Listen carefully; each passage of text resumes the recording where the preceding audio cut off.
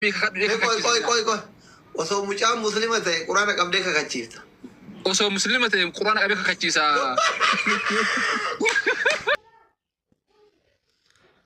السلام عليكم ورحمة الله تعالى وبركاته. فيديو كان شير قد آدا ريبوست قد ورا هي درب دي قبرون ما مبدي بلسمة التاني كانوا قبرون فتكان إسا برافي أبا فري مو أبا ذري جرى سنبرا ناقيا يفهم ناقو دا مقان كيسن هي درب دي بلسمة أبا ذري مقان كيسن بيك أبا ذري تاتي أبا ذري تاتي وان سنين جدو isin amma asbaatanii warri kun ijoollee kun takkaan salaanne takkaa akkanan taane islaamummaan qabduu haga jettanii eega duraan ijoollee raggaasa ta'eebba qabdu ta maalii taate goota keenya maaliyyee teenya ta nama meeqamansiisaa jirtu ulamaa'ii mara bira fiddanii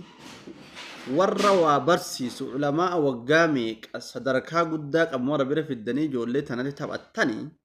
nutti taphattan jecha ijoolletti ma taphattanii miti sammuu teenyatti taphatuu barbaaddan arra ammoo birrii isin duraan isin walitti qabattan santu isin jalaa dhaabbateeti moo maan rakkattaniitiniini arra ijoollee san akka isin islaamummaa takkaan seniin nu himtan arra isinii galte moo as durallee isinii galteetuma maallaqa wali qabachuu wayyaa jettanii dhiiftan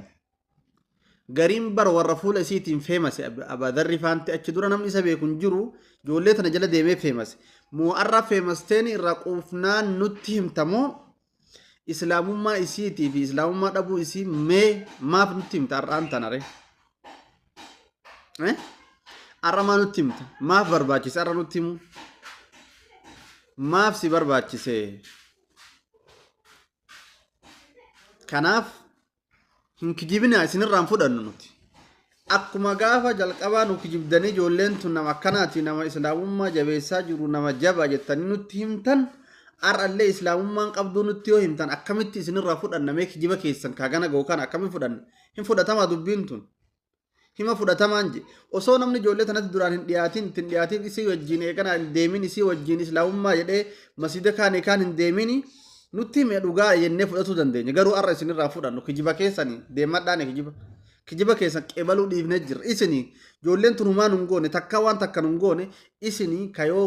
ummata kana saamsisellee isintu saamsise itti gaafatummaa ijoollee tanallee hundaa isin tarka qaba kijiba akkanaa dhiisaatii deema.